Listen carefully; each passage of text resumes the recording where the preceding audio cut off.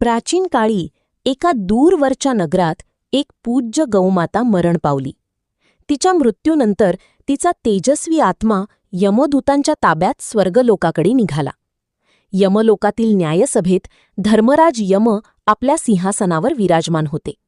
त्यांचा विशाळ आणि तेजस्वी देह विलोभनीय दिसत होता.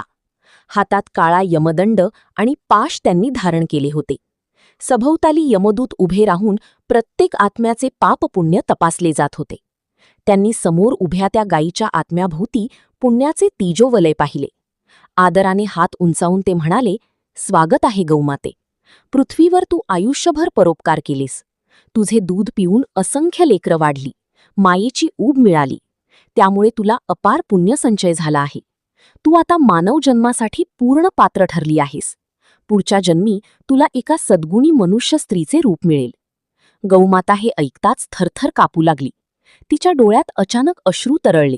ती यमराजांच्या चरणांवर कोसळली आणि रडक्या आवाजात विनवू लागली, "हे धर्मराज, माझ्यावर कृपा करा.